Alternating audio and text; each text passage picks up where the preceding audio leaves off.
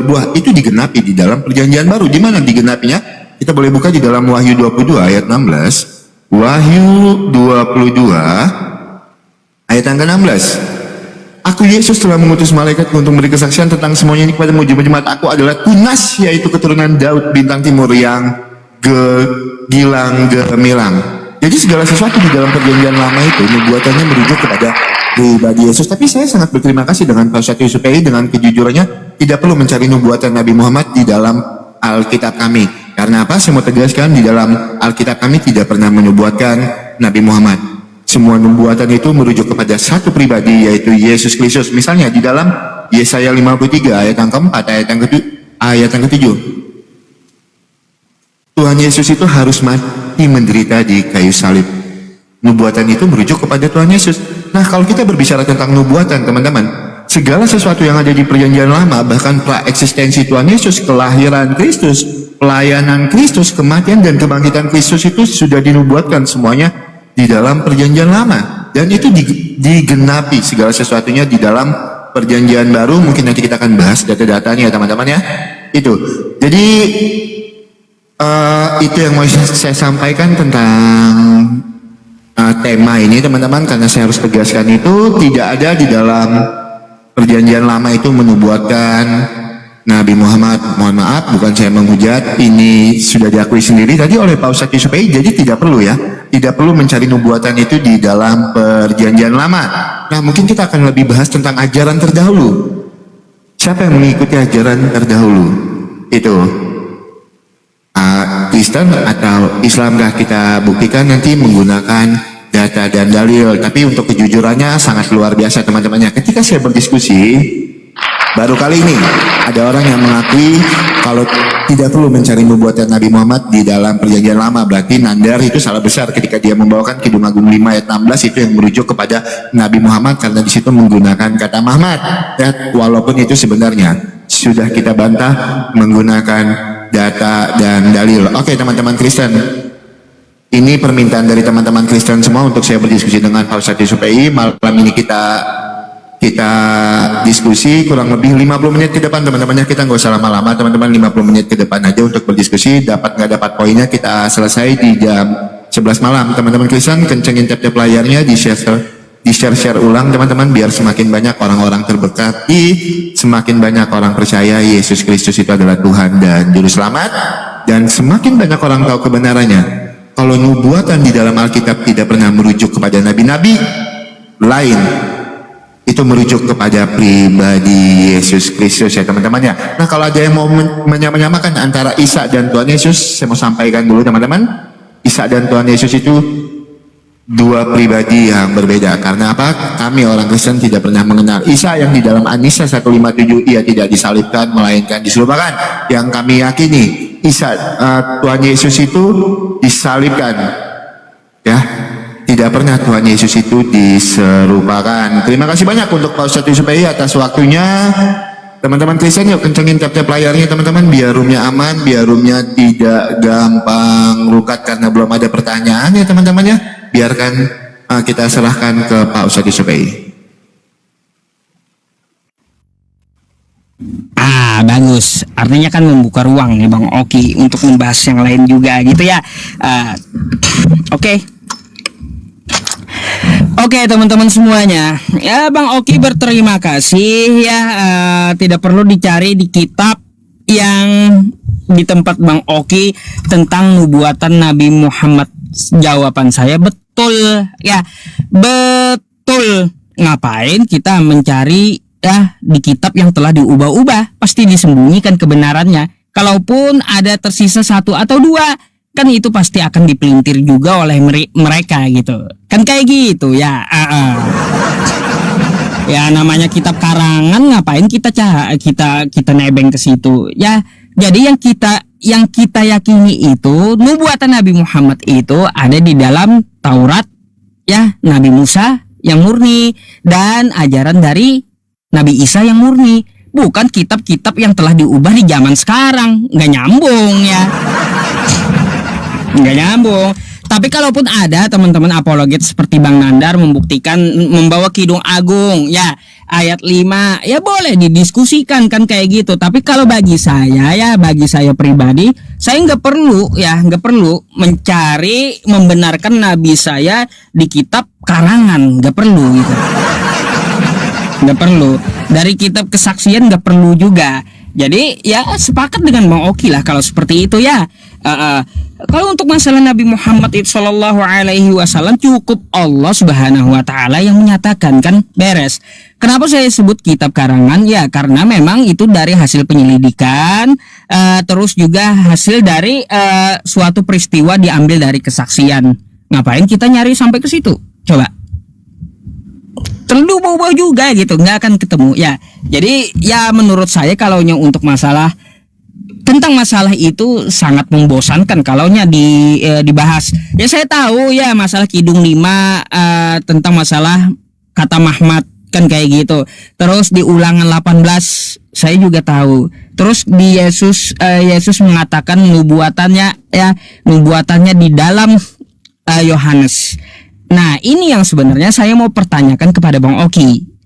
Ada dua hal yang mau saya tanyakan ke Bang Oki. Ya, tadi ada yang menarik. Kata Bang Oki, Yesus bukan Isa karena oknum yang berbeda. Kan kayak gitu. Jangan disama-samakan, kata Bang Oki. Bang Oki, saya perlu tegaskan kepada Anda, ya. Yang menyamakan itu bukan pihak Islam, tapi Kristen.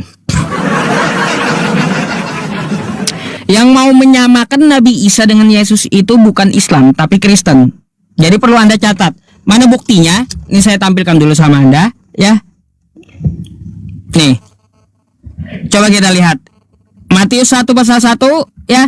Inilah silsilah Yesus Kristus. Yesus Kristus, bawahnya Isa Al-Masih. Ya. Apa kitabnya? Alkitab Sabda. Ya, jadi yang mau menyamakan itu adalah kitab Kristen ya teman-teman, bukan kita umat Islam ya. Perlu Bang Oki pegang gitu. Jadi berkaitan tentang pertanyaan saya nih Bang Oki, saya mau menanyakan satu hal kepada Anda. Seorang penolong lain menurut Yesus di Yohanes 14, seorang penolong, siapakah yang dimaksud? Tolong dijabarkan ya. Karena di situ Yesus mengatakan dia akan meminta kepada Bapa seorang penolong lain, seorang penolong lain.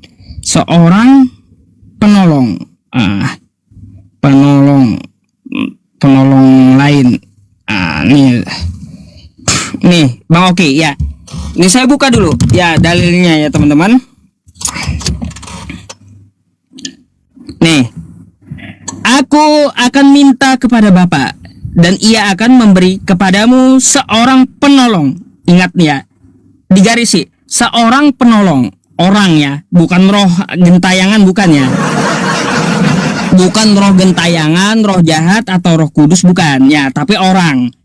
Supaya ia menyertai kamu selama-lamanya, yaitu roh kebenaran. Jadi di dalam orang itu ada roh kebenaran gitu ya. Dunia tidak dapat menerima dia sebab dunia tidak melihat dia dan tidak mengenal dia, tetapi kamu mengenal dia sebab ia menyertai kamu dan akan diam di dalam kamu. Nah Bang Oki, tolong dijelaskan menurut Anda siapakah orang yang dimaksud oleh Yesus? Itu yang saya mau tanyakan sama Anda ya, silakan.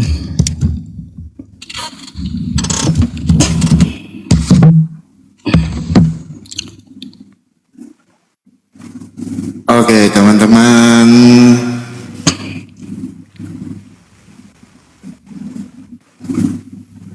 ya kita jawab dulu ya teman-teman ya, siapa penolong di dalam Yohanes 14 ayat yang ke-17.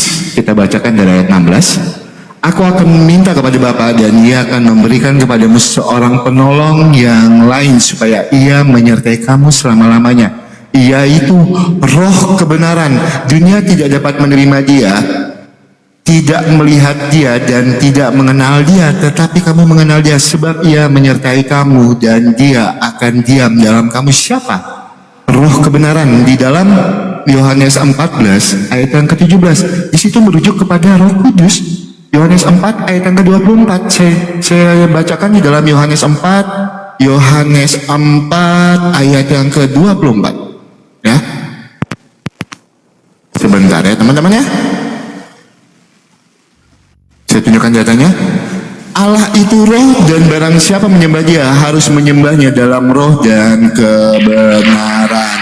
Ya. Jadi itu yang dimaksudkan di dalam Yohanes 14 ayat yang ke-17.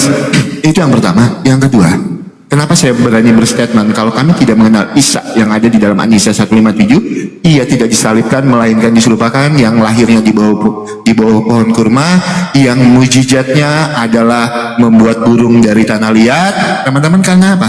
Karena kalau kita lihat data historikalnya, tidak ada yang sanggup menunjukkan historikalnya Isa di dalam An-Nisa 157 itu hidup di abad keberapa. Sedangkan kalau Tuhan Yesus jelas, historikalnya jelas. Ya, makanya saya sampaikan tadi, kami tidak pernah mengenal Isa di dalam An-Nisa 157. Nah, kalau bicara orang Kristen ini yang mengambil dari iman kami, dari Islam, ayo kita gunakan logika kita. Kristen dan Islam itu lebih dulu mana lahirnya? Apa mungkin yang lahirnya duluan mengambil yang lahirnya belakangan? Itu logika. Ya, apa mungkin yang lahirnya duluan mengambil yang lahirnya belakangan? Seperti saya analogikan, saya dan abang saya. Masa abang saya mengambil catatan punya saya? Orang duluan dia lahir kok. Harusnya saya yang mengambil catatan abang saya. Ya, itu logikanya. Itu saya sudah jawab. Nah, aku tertarik dengan narasi Pak Ustadz Yusuf PI. Pak Ustadz tadi bilang, loh memang tidak perlu mencari nubuatan tentang Nabi Muhammad itu di dalam kitab yang udah dirubah-rubah, yang sudah tidak murni. Ya itu tidak masalah, itu asumsinya Pak Ustadz ya. Tapi saya sampaikan yang berubah di dalam Alkitab kami itu bukan teks aslinya, tetapi yang berubah itu adalah terjemahannya. Karena apa? Tiap tahun bahasa itu mengalami perkembangan. Pertanyaan saya, Pak Ustadz tadi bilang Nabi Muhammad itu dinubuatkan dalam kitab Taurat yang murni. Boleh tunjukkan saya kitab Taurat yang murni yang dimaksudkan itu yang mana, Pak Ustadz?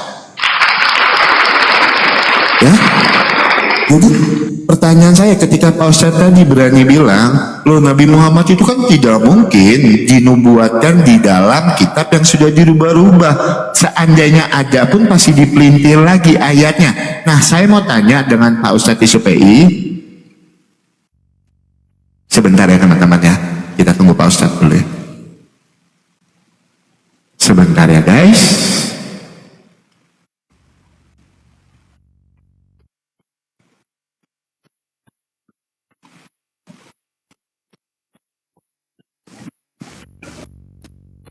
Ya teman-teman Kristen, sebentar teman-teman. Mungkin beliau lagi ngambil data ya. Kencengin dulu teman-teman Kristen tap-tap layarnya. Kencengin dulu tap-tap layarnya.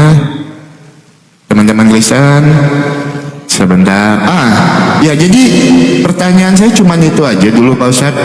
Tunjukkan saya datanya di mana dinubuatkan Nabi Muhammad itu dalam kitab Taurat yang murni. Kitab Taurat yang mana yang murni itu Pak Ustadz?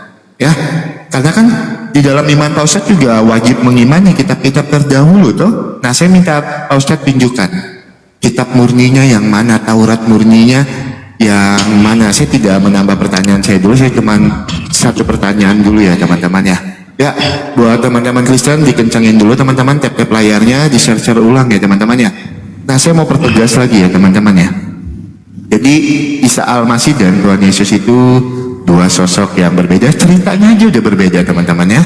Bahkan kalau Tuhan Yesus bisa dibuktikan historikalnya menggunakan data-data sejarah, tapi kalau Isa kan kita nggak tahu, belum bisa dibuktikan. Silakan Pak Ustadz Yusuf. Oke.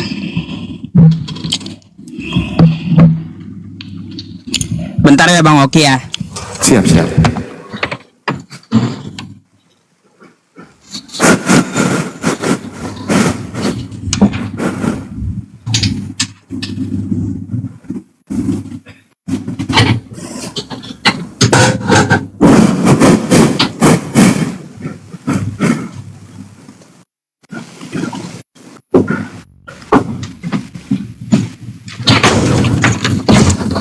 Aduh, capek mau ambil air minum, haus saya. Boleh Pak Ustadz. Oke, teman-teman semuanya. Bang Oki meminta saya tunjukkan Taurat yang asli, baik yang menubuatkan Nabi Muhammad. Bismillahirrahmanirrahim. Rupanya Bang Oki mengambil narasi saya setengah-setengah gitu ya. Sudah saya bilang, ya, fawailul lilladzina yaktubuna alkitaba biaidihim thumma yaquluna hadza min indillah liyashtaru bihi thamanan qalila. Gak perlu dicari di kitab yang sekarang karena udah diubah-ubah. Ya, disembunyikan kebenarannya dan dimasukkan ideologi dari manusia. Gak perlu. Oke, Bang Oki kalau mencari yang asli, ya mencari yang asli, yang murni, kata Bang Oki, ya Taurat yang murni. Lalu mana fisiknya? Fisiknya baik, teman-teman semuanya, ya. Jadi di sini saya peragakan aja, ya seperti dulu, ya seperti dulu. Yang namanya Taurat dan Injil murni itu adalah air bening yang isinya di dalam gelas ini, kan kayak gitu ya. Taurat dan Injil asli yang bening bagaikan air bening yang di dalam gelas. Tapi kata Allah, fawailul lilladzina yaktubuna alkitaba biaidihim tsumma yaquluna hadza min indillah liyashtaru bihi thamanan qalila. Mereka memasukkan ideologi mereka, mencampur dari ide-ide mereka ke dalam kitab tersebut. Dicampurnya lah ide-ide mereka, kan kayak gitu. Habis itu ya dikocok-kocok lah ini ya. Karena kemasukan ide, kan kayak gitu ya, dari manusia. Lalu Bang Oki tunjukkan mana yang aslinya. Memangnya kita akan menunjukkan kembali warna air beningnya? Enggak kan? Nggak akan ditemukan lagi air beningnya yang murninya karena udah dicampur gitu, udah diubah, udah disembunyikan, takarannya dikurangi, ya nggak bisa lagi kita cari air putih murni tadi. Nah lalu bagaimana supaya mengembalikan, kita saring ini air supaya kembali putih? Penyaringannya melalui apa? Pasti ada alatnya. Nah kalau dalam agama penyaringannya melalui apa? Melalui Al-Quran. Gitu Bang Oki. Jadi penyaringnya Al-Quran, pemverifikasinya itu adalah Al-Quran. Ya makanya Allah katakan inna hadza lafis suhufil ula suhufi Ibrahim wa Musa. Jadi kalau ada di kitab Anda pecah-pecahannya ya tentang Nabi Muhammad atau tentang pengajaran nabi-nabi terdahulu, itu tidak kami katakan salah semuanya, tapi kami akan menyaringnya, memfilternya melalui Al-Quran. Jadi Al-Quran sebagai bahan pembanding. Ketika Yesus berkata di Lukas 4 nomor 8 contohnya ya, sembahlah Allah, kepada Dia saja engkau berbakti. Maka akan kami saring dulu, kami filter dulu gitu. Betulkah itu ajaran dari Yesus atau Nabi Isa? Nah, kita lihat di Al-Quran. Quran surah Maryam ayat 36. Innallaha rabbi wa rabbukum fa'budu hadza siratum mustaqim. Ternyata betul. Jadi, ya, bagaimana kita menunjukkan Taurat yang murni, Injil yang murni? Maka carilah di Al-Quran ya. Gitu. Gak mungkin lagi bisa kita menunjukkan fisik yang asli ya. Fisik yang asli yang murni tadi nggak akan bisa lagi. Tapi ini disaring bisa menjadi putih kembali ya. Mungkin dimasukkan tawas kan putih dia. Tawasnya itu apa kalau dalam agama? Artinya tawasnya itu adalah Al-Quran penawarnya ya. Gitu Bang Oki. Nggak perlu saya cari di kitab kalian, nggak perlu ya. Terus juga ya Bang Oki ya, tadi menariknya yang saya minta itu adalah orang loh ya, orang. Tapi kata Bang Oki roh ya. Ini Bang Oki coba perhatikan ini dulu ya. Apa yang dimaksud orang? Manusia sebagai individu ya, atau makhluk hidup yang berakal budi. Kok roh sih jawaban Bang Oki? Kagak nyambung. Yang ditanya itu orangnya siapa, sebutin namanya gitu, yang dinubuatkan oleh Yesus di Yohanes 14 nomor 16 sampai 17. Seorang penolong lain, orang ya, bukan roh. Siapa? Silakan dijawab gitu ya. Oke, teman-teman, sebentar ya.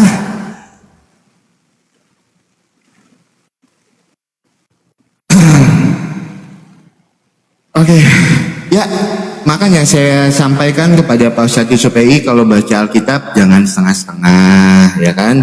Jangan setengah-setengah baca ayat 17-nya. Ini kan jelas dikatakan di ayat yang ke-17-nya. Oke, kita balik ya kan? Ya teman-teman ya. Kameranya kita balik ya, biar jelas ya.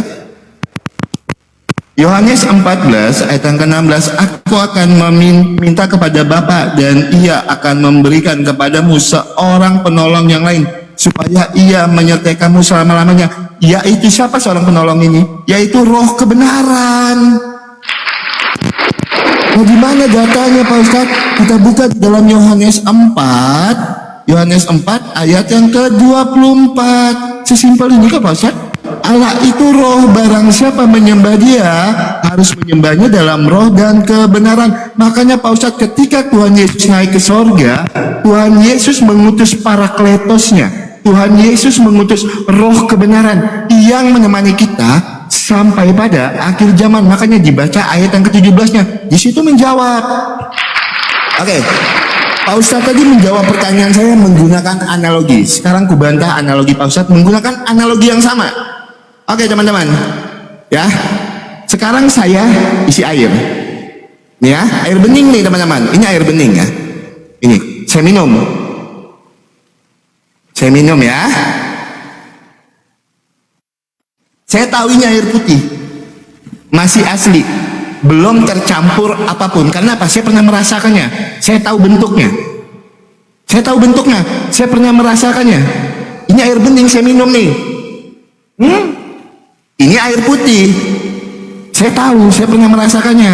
Nah, ketika air ini saya campur, jebret begini. Beda udah. Terus saya minum. Oh, ini udah ndak asli. Ini udah campuran. Karena apa? Saya tahu yang aslinya seperti apa. Saya bisa tunjukkan kalau orang bertanya, loh kenapa kamu bisa bilang itu udah campuran? Loh karena saya udah tahu. Ini yang bening, ini yang putih. Saya bisa tunjukkan menggunakan data. Saya bisa tunjukkan bentuknya. Ini yang asli. Ini yang aslinya.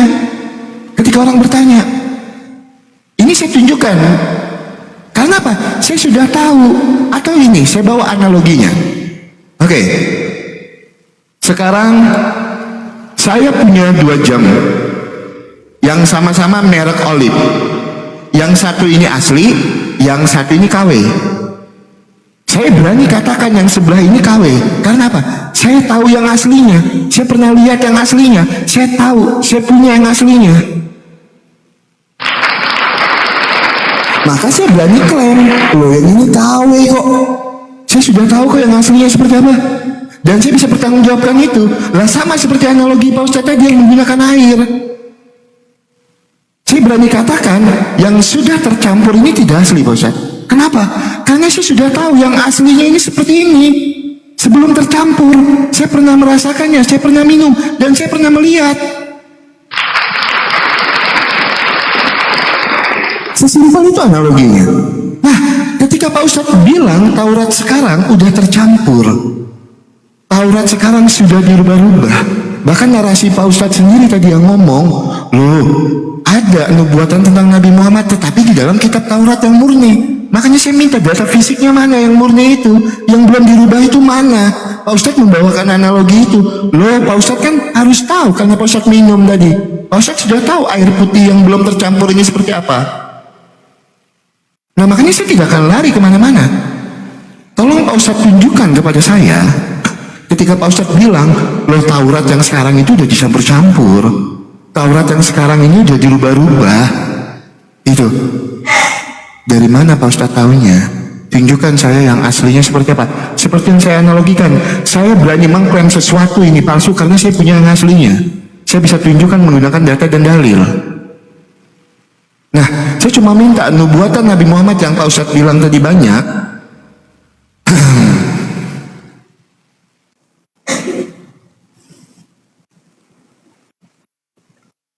Ya, saya cuma minta nubuatan yang Pak Ustadz tadi bilang banyak. Di dalam Taurat saya cuma minta satu Pak Ustadz, saya tidak minta banyak. Di mana nubuatannya itu? Ya terlepas Pak Ustadz mau menunjukkan yang mana yang aslinya, itu saya lebih bersyukur. Yang mana yang dirubahnya, saya bersyukur untuk itu Pak Ustadz. Ya Pak Ustadz ya, silakan Pak Ustadz disukai, silakan.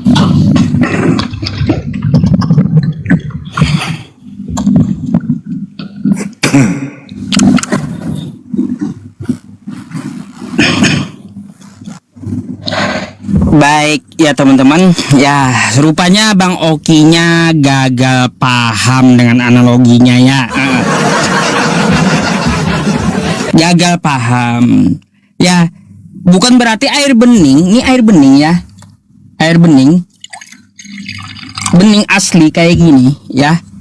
Murni air beningnya. Bukan berarti saya merasakan dan tahu air ini bening aslinya seperti apa. Tapi kita tidak perlu mencari yang aslinya karena udah bercampur. Itu yang saya maksud. Ya, yang aslinya bercampur, bukan mencari di botol yang lain, bukan mencari di sini, bukan. Gak nyambung gitu ya. Gak nyambung. Karena kan saya menuangkan dari gelas merah ke sini, ya. Kan gitu. Ngapain cari di air merah? Yang saya cari itu mana air beningnya yang sudah bercampur. Kan kayak gitu. Karena yang aslinya udah bercampur, yang asli udah bercampur. Bukan mencari di tempat lain. Oke? Paham kan? Yang aslinya udah bercampur. Bukan berarti kita harus mencari ke gelas lain yang murni gitu. Karena pernah merasakan katanya. Gak nyambung. Gagal paham ente ya. Ini kayak gimana cara filternya? Karena yang aslinya juga di sini udah bercampur. Maka cara memfilternya yaitu disaring atau pakai tawas atau pakai apa supaya bening kembali. Cara memfilternya, cara memfilter kopinya ya supaya air beningnya kembali. Nah, begitulah cara Allah Subhanahu wa taala karena yang aslinya ya telah bercampur diubah-ubah lalu dimurnikan oleh Allah Subhanahu wa taala, disaring oleh Allah Subhanahu wa taala di dalam Al-Qur'an. Apa urusannya mencari ke gelas lain? Gagal paham rupanya. Iya, gagal paham kalau mencari ke gelas yang lain pernah merasakan gak nyambung. Ya, gak nyambung. Jadi yang asli itu bercampur, ya bercampur sudah produknya, yang mana yang dari Allah, yang mana dari manusia karena udah diubah-ubah. Itulah kitab asli yang telah diubah-ubah dimasukkan ideologi mereka gitu. Jadi Al-Qur'an lah yang menyaringnya. Sebagaimana ya air putih murni tadi dicampur dengan kopi lalu disaring kembali. Begitulah Al-Qur'an menyaring kebenaran dari Injil dan Taurat ya. Nah, berkaitan tentang masalah ini gagal paham juga Bang Oki ini.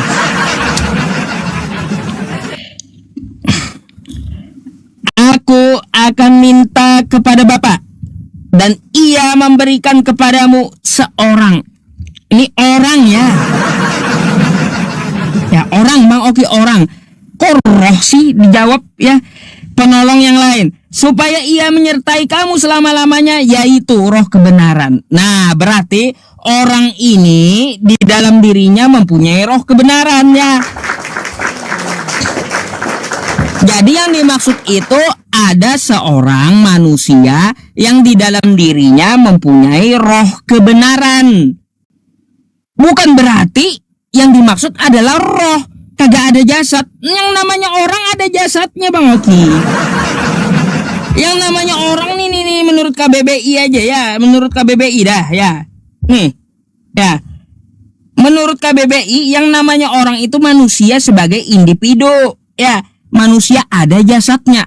Kok roh sih? Iya. Yang kita tanyakan itu orangnya. Orang yang mempunyai di dalam dirinya roh kebenaran. Siapa orang itu? Ya, jangan pelintir-pelintir gitu ya, jangan ngeles.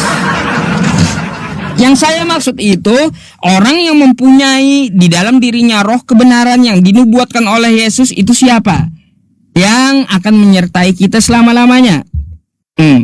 Apakah Roh Kudus? Roh Kudus nggak punya jasad, ya. Karena yang dimaksud Yesus orang, bukan roh. Memang di situ yaitu roh kebenaran katanya. Artinya apa? Manusia tersebut mempunyai roh kebenaran dalam dirinya.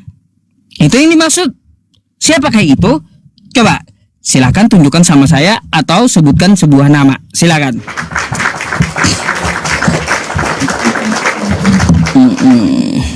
Nah, waktu kita ya teman-teman ya, kita jawab dulu pertanyaan dari Pak Ustadz baru kita tanggapi ya. Sebentar. Oke, kita jawab dulu ya. Ya. Teman-teman jelas ya Yohanes 14 ayat yang ke-17, ya itu roh kebenaran. Tapi nggak masalah teman-teman. Kalau Pak Ustadz mau berkutat di situ, berpolemik di situ, kita tunjukkan. Karena ini beda.